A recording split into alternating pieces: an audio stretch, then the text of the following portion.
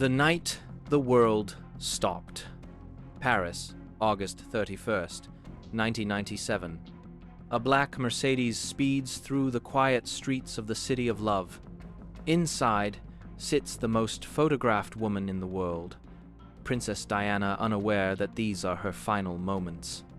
Moments later, metal, glass, and silence.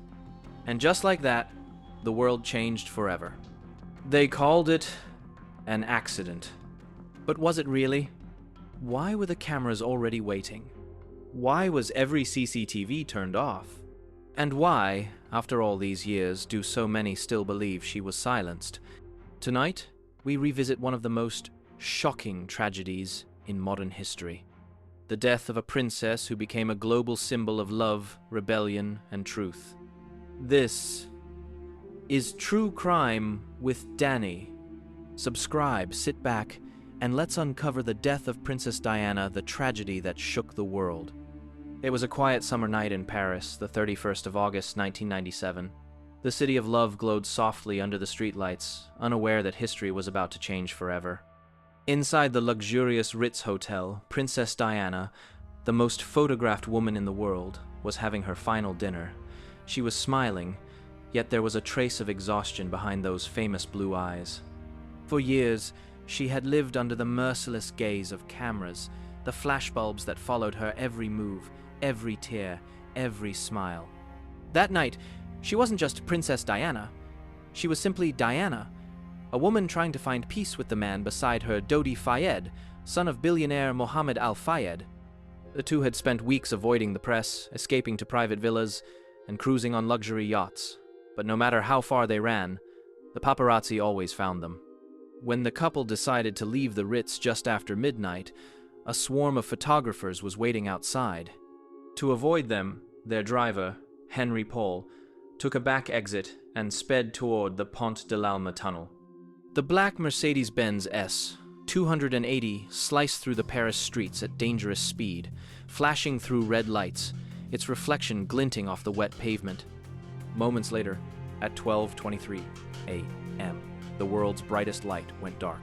The Mercedes lost control, slammed into the 13th pillar of the tunnel, and crumpled into twisted metal. Sirens echoed across the city as bystanders ran toward the wreckage. Inside the car lay Diana, barely conscious. The paparazzi didn't stop clicking their cameras, even as she gasped for breath. One whispered, "She's still alive!" But time was slipping away.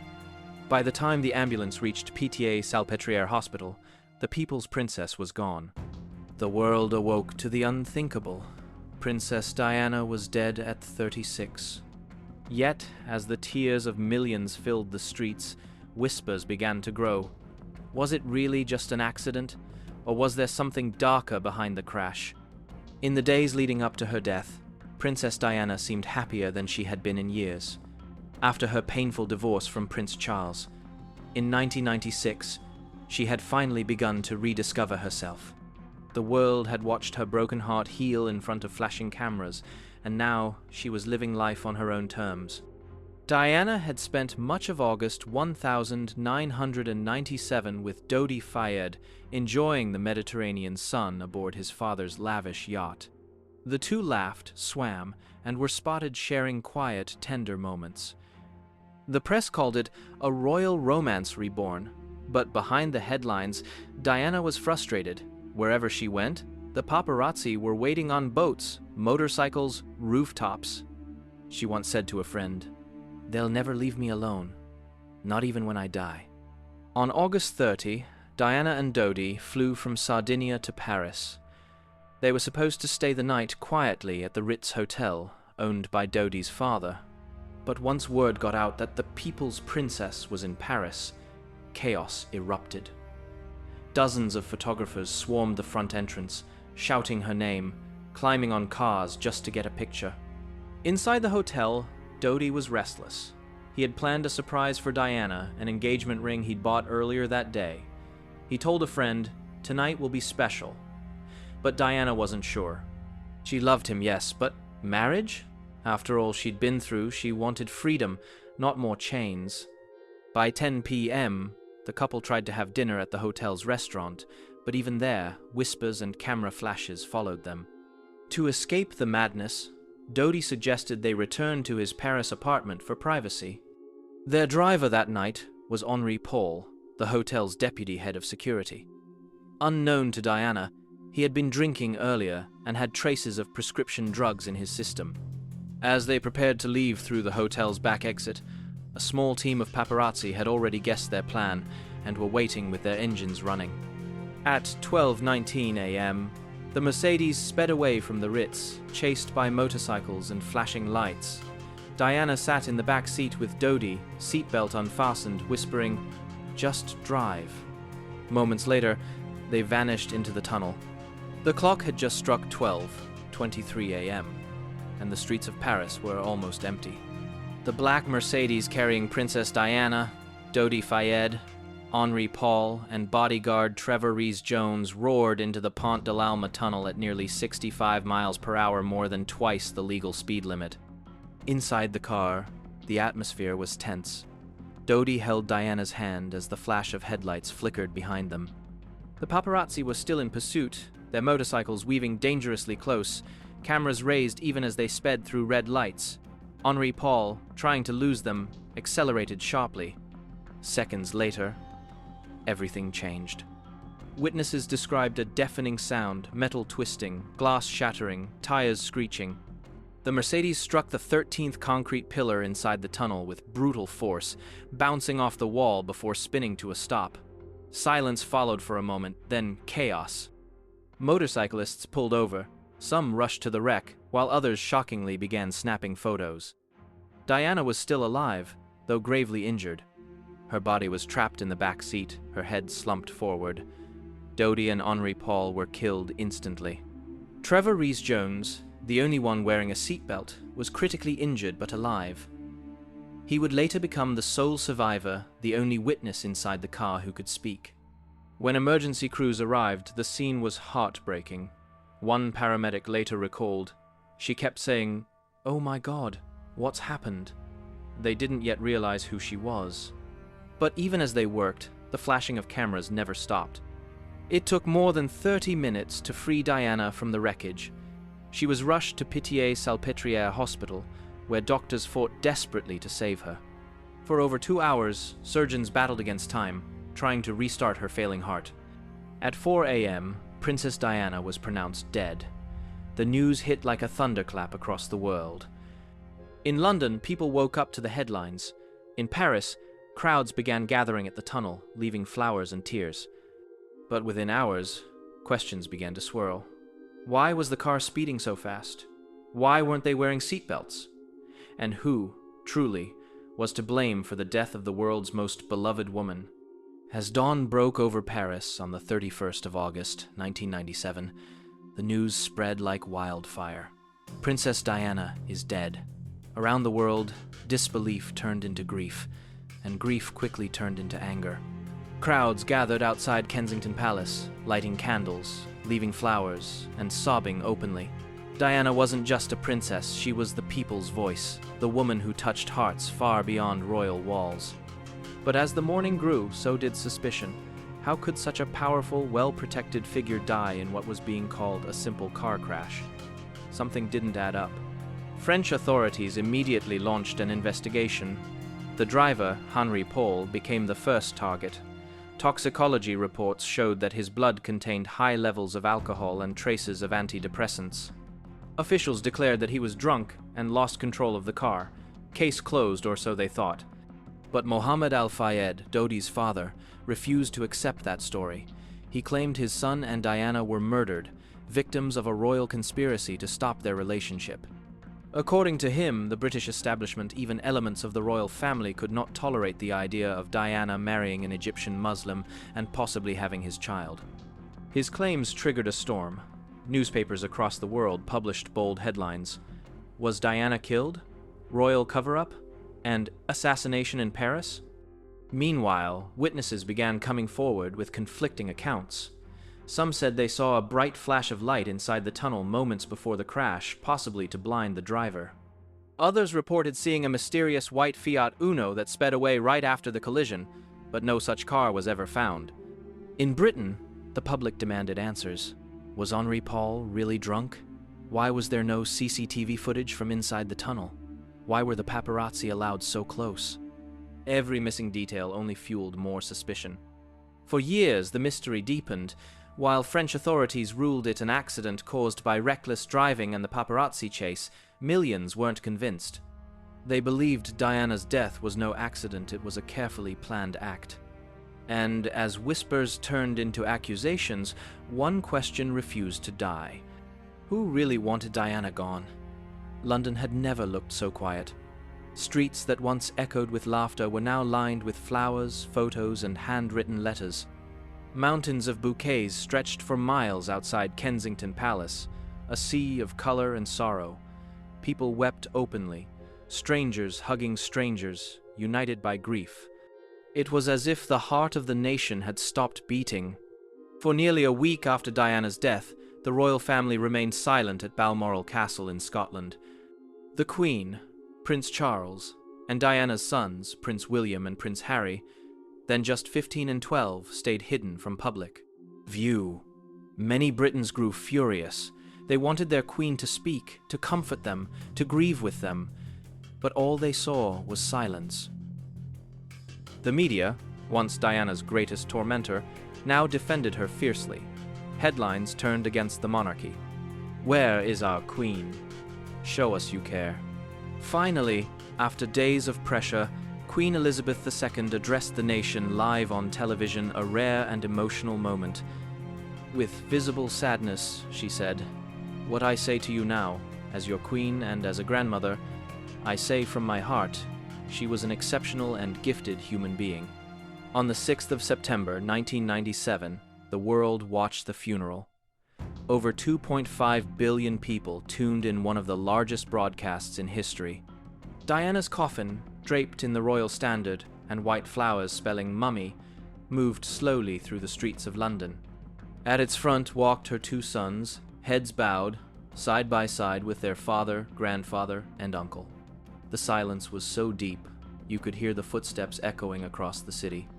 When Elton John sang "Candle in the Wind," rewritten as a tribute to Diana, tears streamed down faces around the world.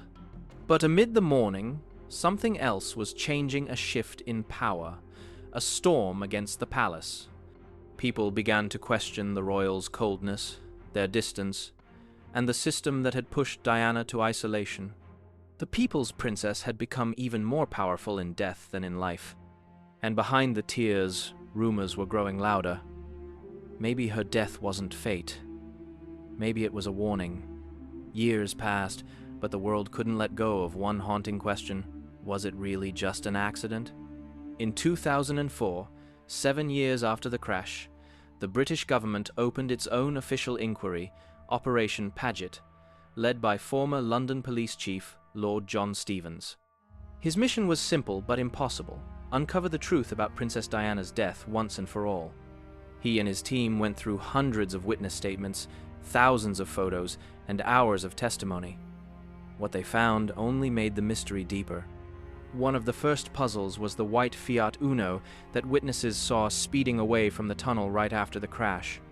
Paint marks from such a car were discovered on the wrecked Mercedes, yet no driver was ever identified. Where did that car go? Who was behind the wheel? Then came the toxicology report. Henri Paul was said to be 3 times over the legal alcohol limit, but people who saw him at the hotel shortly before the crash swore he wasn't drunk. He was calm, professional, and steady on his feet. Could the test have been wrong, or was it tampered with? Mohammed al-Fayed maintained his claim that Diana and Dodi were murdered by the British establishment. He said Diana was pregnant and about to announce her engagement, something that, according to him, terrified those in power.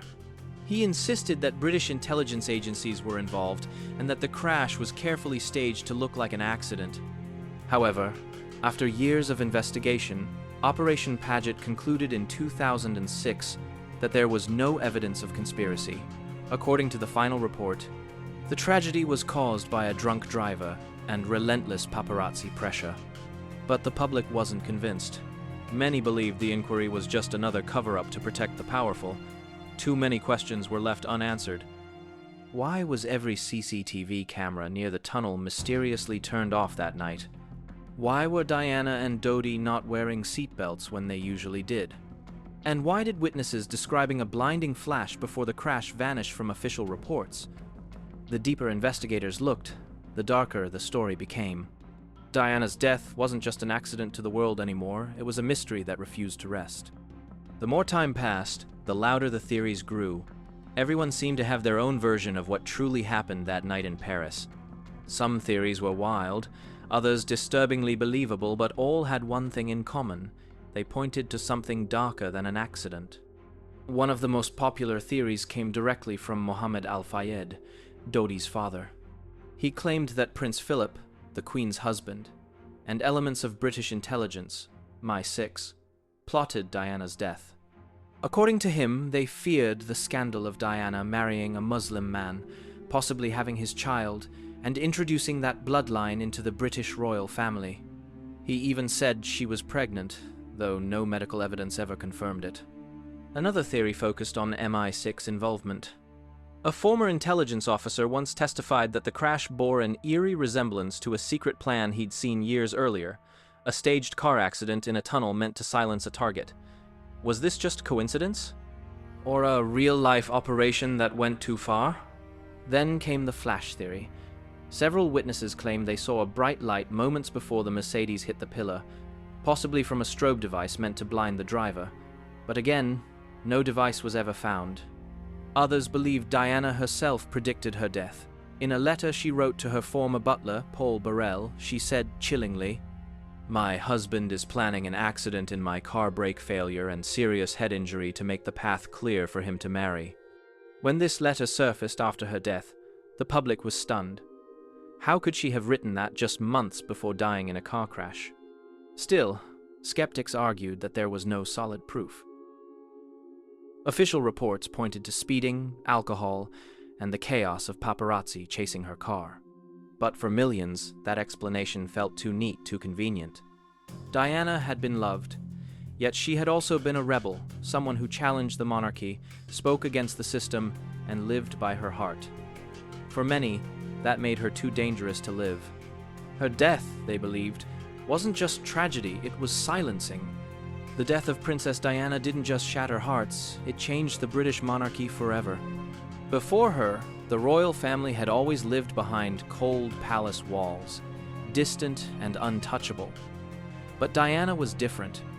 She broke traditions, hugged AIDS patients when others wouldn't, knelt to comfort crying children, and walked through minefields to fight for peace. She wasn't just a royal, she was human. And that humanity exposed everything the palace had tried to hide. After her death, the royal family faced one of the worst public backlashes in modern British history. For days, newspapers criticized the Queen's silence. Crowds chanted outside Buckingham Palace, "Show us you care." The monarchy, once seen as sacred, now looked heartless. When Queen Elizabeth finally returned to London and addressed the nation, it was a turning point. She spoke as both monarch and grandmother, honoring Diana as an exceptional and gifted human being. It was rare, emotional, and necessary. The people forgave, but they didn't forget. Inside the palace, Diana's influence began to echo louder than ever. Her sons, Prince William and Prince Henri, grew up determined to live differently from the royal script. William married Kate Middleton, a commoner, something once unthinkable. Harry followed his heart too, later marrying Meghan Markle, another outsider who faced her own storm of media attention. Every step they took reflected their mother's legacy: kindness over duty, emotion over silence, humanity over image. Publicly, Diana's death also led to new laws about paparazzi behavior and car safety. The world saw how dangerous the chase for fame could be and how quickly it could destroy lives. But even as time passed, the royal family never fully escaped the shadow of Diana. Her spirit lingered in every interview, every headline, every tear shed by her sons. She had become more than just the people's princess. She became a symbol of truth, love, and rebellion against cold tradition. In the end, Diana didn't just die in that tunnel. She transformed the very crown that once tried to contain her. Her story became a mirror, forcing the world and the royals to finally face themselves. Time has passed, but the world has never forgotten her. Nearly 3 decades after that tragic night in Paris, Princess Diana remains one of the most loved and talked about figures in history. Her name still brings a mix of sadness, admiration, and wonder. Diana's legacy is everywhere in charity work, in the royal family's new approach to the public, and most of all, in her sons, Prince William and Prince Henri. Both grew up determined to continue their mother's mission, compassion. William, now heir to the throne, often speaks about how his mother taught him to care for those forgotten by society. He carries her touch of humility the way she would kneel to eye level with strangers, listen to their pain, and make them feel seen. His wife, Kate, mirrors that same warmth, helping shape a more approachable royal image one Diana once dreamed of. Prince Henri, on the other hand, inherited his mother's defiance. He has never hidden his anger toward the press that haunted Diana and, in his words, took her life.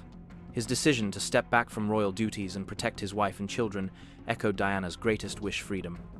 He often says, "I will not let history repeat itself." Beyond the royals, Diana's humanitarian work still inspires millions. Her campaigns against landmines, for HIV, AIDS awareness, and for the homeless changed global attitudes forever. The images of her touching a dying man's hand, hugging an orphan, or walking through a minefield remain among the most powerful photographs of the 20th century. Even today, documentaries, movies, and books continue to tell her story. Every anniversary of her death brings flowers to the gates of Kensington Palace, messages from strangers who never met her but felt like they knew her. To the world, Diana was more than a princess. She was proof that kindness could be revolutionary, that one woman's empathy could shake an empire built on silence. Her light didn't die in that Paris tunnel it spread. Through her sons, through her causes, and through the millions who still believe in her message. Only do what your heart tells you. It's been decades since that tragic night in Paris, yet the mystery of Princess Diana's death still echoes around the world, a story of light, loss, and unanswered questions. Every investigation may have ended, but the whispers never stopped. Some believe it was fate, a cruel twist of destiny. Others insist it was something far more sinister, a plan hidden beneath layers of power, silence, and royal secrecy. But the truth is, no matter how many reports are written or theories discussed, the world still feels that something about that night doesn't add up. Yet, maybe the real reason this story still haunts us isn't because of how Diana died, but because of who she was. She was a woman who dared to love freely in a world that told her not to. A princess who broke the walls of royalty to touch the hearts of ordinary people. She showed the world that kindness could be louder than power, that compassion could change how we see each other. And even in death, her influence only grew stronger. The tunnel where her life ended, Pont de l'Alma, has become a silent place of remembrance. Visitors from around the world still bring flowers, candles, and notes, whispering her name with love and respect. Above it burns the flame of liberty, forever symbolizing the light she left behind. Princess Diana wasn't perfect, she was human. But that's exactly why the world loved her. Her story reminds us that true strength is not in titles, but in the courage to be real. The truth about that night may never be fully known. But one thing will always remain. Diana's light still shines, through her children, through her causes, and through every heart that still remembers her. Because legends don't die, they live on. If you enjoyed this story, make sure to subscribe to True Crime with Danny, like, comment, and share this video for more real-life mysteries, powerful untold stories, and unforgettable truths from around the world.